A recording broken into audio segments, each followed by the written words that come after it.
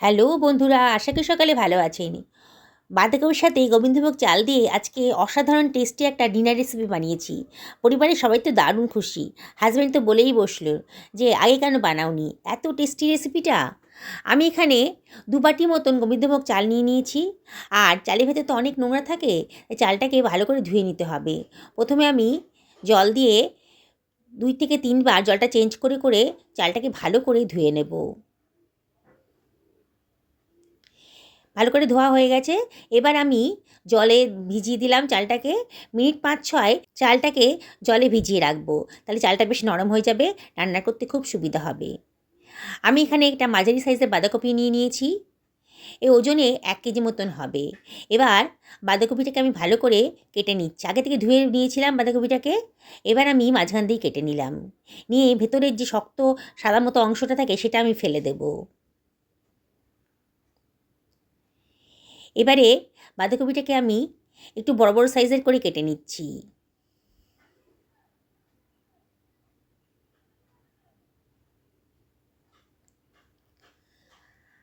আমি আমার পরিবারের মেম্বার অনুযায়ী 2 বাটি চাল নিয়েছি। আর এই মাঝারি সাইজের একটা বাঁধাকপি নিয়েছি। আপনাদের পরিবারের মেম্বার অনুযায়ী আপনারা বাঁধাকপির পরিমাণটা আর চালের পরিমাণটা কম বেশি করে নেবেন। দেখুন আমি কীভাবে বাঁধাকপিটা কেটে নিলাম। পুরো বাঁধাকপিটাই আমি দিয়ে দেবো। অসাধারণ টেস্টি। আগে হয়তো এরম ধরনের রেসিপি কোনো দিন খাননি। একবার যদি রেসিপিটা খান না, বারে বারে কিন্তু বানাতে ইচ্ছে করবে। মিনিট 10-12-র মধ্যেই কিন্তু এই রেসিপিটা বানানো হয়ে যাবে। আর অসাধারণ টেস্টি। একটা মাঝারি সাইজের গাজর নিয়ে নিয়েছি। আগে থেকে ধুয়ে পরিষ্কার করে নিয়েছিলাম। এবার গাজরের খোসাটা ছাড়িয়ে গাজরটাকেও আমি পাতলা পাতলা লম্বা লম্বা করে কেটে নেব।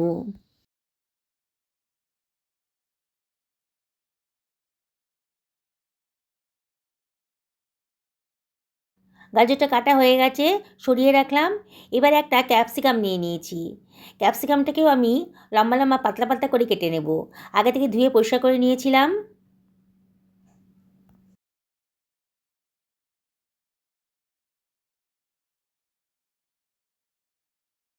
ক্যাপসিকামটাও কাটা হয়ে গেছে, সরিয়ে রাখলাম।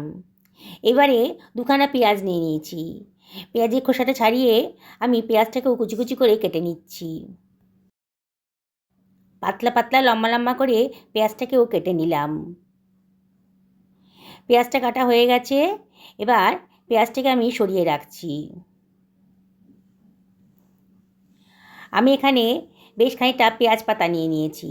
পেঁয়াজ পাতার নিচের মোটা সাদা অংশটা আলাদা করে কাটবো। দেখুন আমি কীভাবে কাটছি।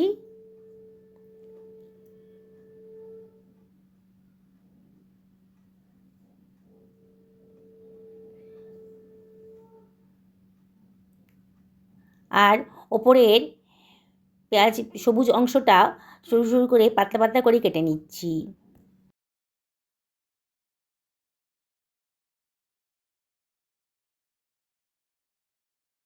পেঁয়াজ পাতার নিচের মোটা সাদা অংশটাকেও কুচি কুচি করে কেটে নিলাম। সব কিছু আমার কাটা হয়ে গেছে। এবারে 2খানা টমেটো নিয়ে নিয়েছি। মাঝারি সাইজের টমেটো, আগে থেকে ধুয়ে পরিষ্কার করে নিয়েছিলাম। টমেটোটাকেও লম্বা লম্বা পাতলা পাতলা করে কেটে নিচ্ছি। সমস্ত সবজিগুলোই আমার কাটা হয়ে গেছে। একটা ফ্রাই প্যান গরম করতে দিয়ে দিয়েছি। এর ভেতর দিয়ে দিলাম 1 টেবিল চামচ মতো সাদা তেল। আজকে সাদা তেলেই রান্নাটা করব। আর এখানে দিয়ে দিচ্ছি 1 টেবিল চামচ পরিমাণে মাখন। এই 1 ইঞ্চি পরিমাণ হবে। মাখনটাকে গলিয়ে নিচ্ছি। গ্যাসের ফ্লেমটা কিন্তু একেবারে লোতে রাখতে হবে, নাহলে মাখনটা জ্বলে যেতে পারে। এবারে মাখনটা গলে গেছে যখন, তখন আমি দিয়ে দিচ্ছি কেটে রাখা বাঁধাকপিটা। সমস্ত বাঁধাকপিটাই দিয়ে দেবো। আর দিয়ে দিলাম 1/2 টেবিল চামচ মতো লবণ। দিয়ে একটু নাড়াচাড়া করে নিচ্ছি। এই সময় গ্যাসের ফ্লেমটা হাইতে করে দিয়েছি। দিয়ে অনবরত কিন্তু নাড়তে হবে। খানিকক্ষণ নাড়ার পরেই কিন্তু দেখুন বাঁধাকপিটা কিন্তু অনেকটাই নরম হয়ে গেছে, অনেকটাই মজে গেছে। এই সময় দিয়ে দিতে হবে কুচানো পেঁয়াজটা। আর দিয়ে দিলাম পেঁয়াজ পাতার নিচের মোটা সাদা অংশটা, কুচি করে কাটার ছিল যেটা, সেটাও দিয়ে দিলাম। আর দিয়ে দিলাম কেটে রাখা গাজরটা, কেটে রাখা ক্যাপসিকামটাও দিয়ে দিলাম। দিয়ে সব কিছু খুব ভালো করে মিশিয়ে নিচ্ছি। গ্যাসের ফ্লেম কিন্তু হাইতেই রাখতে হবে। সবজি থেকে অনেক জল বেরোবে। হাই ফ্লেমে রাখলে পরে জলটা কিন্তু শুকিয়ে যাবে। না হলে লো ফ্লেমে রাখলে পরে কিন্তু অনেক জল বেরিয়ে যাবে। আমি কিন্তু সবজিটা পুরোপুরি রান্না করব না, একটু নরম হয়ে গেলেই আমার হয়ে যাবে। এবারে মিনিটখানেক বাদে দিয়ে দিচ্ছি টমেটোটা, আর দিয়ে দিচ্ছি 1 ইঞ্চি পরিমাণ আদা গ্রেট করে রেখেছিলাম, সেটাই দিয়ে দিলাম। 1 টেবিল চামচ মতো সোয়া সস দিয়ে দিলাম, ডার্ক সোয়া সস। আর 1 টেবিল চামচ মতো অ্যাপেল সাইডার ভিনিগার দিলাম। আপনাদের কাছে অ্যাপেল সাইডার ভিনিগার না থাকলে পরে হোয়াইট ভিনিগার দিতে পারেন। দিয়ে সব কিছু আবারও ভালো করে মিশিয়ে নিচ্ছি। মিনিটখানেক ভালো করে নাড়াচাড়া করে নেব। গ্যাসের ফ্লেমটা কিন্তু অবশ্যই হাইতে রাখবেন, নাহলে কিন্তু সবজির গা থেকে প্রচুর পরিমাণে জল বেরোতে শুরু করবে। দেখুন আমার হয়ে গেছে। এবারে আমি গ্যাসের ফ্লেমটা অফ করে এটাকে অন্য একটা জায়গায় সরিয়ে রাখছি। আমি একটা ফ্রাই প্যান গরম করতে দিয়ে দিয়েছি। এর ভেতর দিয়ে দিচ্ছি 2 টেবিল চামচ মতো সাদা তেল। তেলটা যখন গরম হয়ে গেছে তখন দিয়ে দিচ্ছি গোটা গরম মশলা, দারচিনি, ছোটো এলাচ আর লবঙ্গ। 1/2 টেবিল চামচ মতো গোটা জিরেও দিয়ে দিলাম। এবারে কতগুলো গোলমরিচের দানাও দিয়ে দিলাম। দিয়ে সব কিছু ভালো করে মিশিয়ে নিচ্ছি। গ্যাসের ফ্লেমটা লোতে রেখেছি। আর দেখতে হবে যতক্ষণ না সুঘ্রাণ গন্ধ বেরোয় ততক্ষণই কিন্তু এটাকে ভাজতে হবে। যখন একটা সুঘ্রাণ গন্ধ বেরিয়ে গেছে সেই সময়ে আমি দিয়ে দিচ্ছি জল ঝরিয়ে রাখা গোবিন্দভোগ চালটা। গোবিন্দভোগ চালটা একেবারে জল ঝরিয়ে নিয়েছি। দেখুন 1 ফোঁটা জলও যেন এর মধ্যে না থাকে, একেবারে ঝরঝরে হয়ে গেছে। জল ঝরিয়ে একটু শুকিয়ে নিয়েছি। এবারে সব কিছু খুব ভালো করে মিশিয়ে নিচ্ছি। অনবরত কিন্তু নাড়তে হবে। গ্যাসের ফ্লেমটা এই সময় মিডিয়াম টু হাইতে রেখেছি। আস্তে আস্তে দেখুন চালের কালারটা কিন্তু একটু চেঞ্জ হয়ে গেছে। এবারে আমি এর মধ্যে দিয়ে দিচ্ছি কতগুলো কাঁচা লঙ্কা কুচি, আর দিয়ে দিচ্ছি 1/2 টেবিল চামচ মতো লবণ। লবণটা অবশ্যই বুঝে শুনে দেবেন। সবজিটা ভাজার সময় কিন্তু আমি খানিকটা লবণ দিয়েছিলাম। আবার একটু নাড়াচাড়া করে দিলাম। এবারে আমি এর ভেতর দিয়ে দিচ্ছি কেটে রাখা পেঁয়াজ পাতাটা, সবুজ অংশটা আর কি, দিয়ে আবারও সব কিছু ভালো করে মিশিয়ে নিচ্ছি। এবারে আমি এর ভেতর দিয়ে দিচ্ছি কতগুলো কিশমিশের দানা, খেতে দারুণ সুন্দর লাগবে। আবারও সব কিছু ভালো করে মিশিয়ে নিচ্ছি।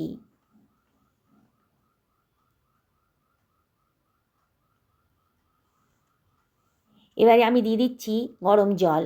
আমি 2 বাটি চাল নিয়েছিলাম, সেজন্য 4 বাটি গরম জল দিয়ে দিলাম। আবারও সব কিছু খুব ভালো করে মিশিয়ে নিচ্ছি।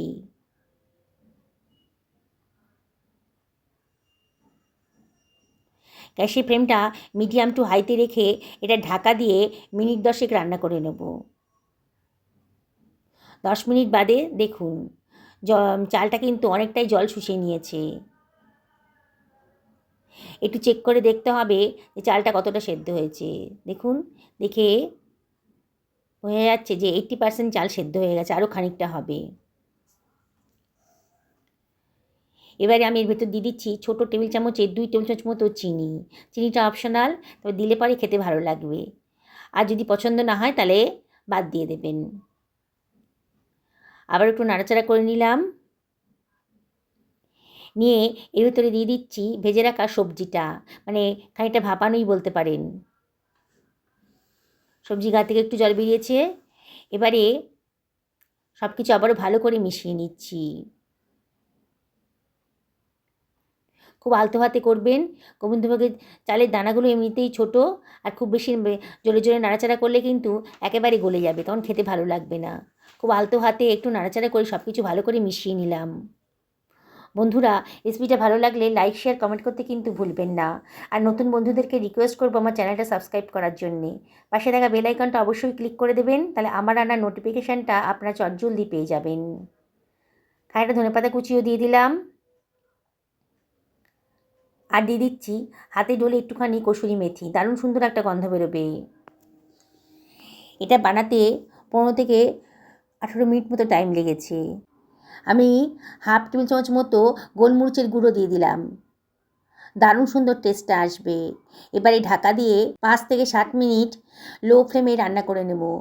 মিনিট 6 বাদে দেখুন, দেখেই মনে হচ্ছে আমার কিন্তু তৈরি হয়ে গেছে। কি বলবেন, বাঁধাকপির পোলাও কিংবা ভেজিটেবল পোলাও, দারুণ সুন্দর দেখতে লাগছে। দেখুন গন্ধটাও খুব সুন্দর বেরোচ্ছে, আর কোনো ঝামেলা ছাড়াই কিন্তু এটা বানানো হয়ে গেল। অল্প তেল মশলা দিয়ে বানিয়েছি, যারা ডায়েট করছেন তারাও কিন্তু এটা খেতে পারবেন। পুরো ভেজিটেবলসে ভরা, পুষ্টিতে ভরপুর আর কি। যেসব বাচ্চারা কিংবা বড়রা ভেজিটেবল খেতে চায় না, তারাও কিন্তু এই রেসিপিটা পেলে খেয়ে নেবে, চেটে পুটে খেয়ে নেবে। দেখুন কতটা ঝরঝরে হয়েছে। এবার একটা সার্ভিং প্লেটে আমি এটাকে সার্ভ করে দিচ্ছি। বন্ধুরা যারা ফেসবুক থেকে দেখছেন তাদেরকে আমি রিকোয়েস্ট করবো আমার পেজটা ফলো করার জন্যে। অসাধারণ টেস্টি একটা রেসিপি তৈরি হয়ে গেল ঘরে থাকা সামান্য উপকরণ দিয়ে। বাড়িতে অতিথি আসছে, এই রেসিপিটা আপনারা বানিয়ে দিতে পারবেন, অতিথিরাও দারুণ খুশি হবে। আর রাতে ডিনারে এটা বানিয়ে ফেলতেই পারেন, লাঞ্চের জন্যও কিন্তু এটা একটা পারফেক্ট রেসিপি। আমি একটা ডিম সেদ্ধ করেছি, দিয়ে দিলাম, আর একটুখানি গোলমরিচের গুঁড়ো দিয়ে দিচ্ছি ডিম সেদ্ধর ওপরে, খেতে ভালো লাগবে।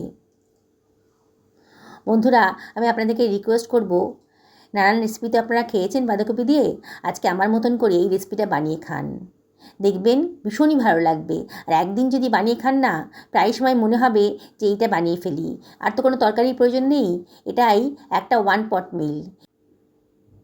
দেখুন কতটা ঝরঝরে হয়েছে, আমি আপনাদেরকে দেখাচ্ছি। সকলে ভালো থাকুন এই কামনা করে ভিডিওটাকে আমি শেষ করলাম। নমস্কার।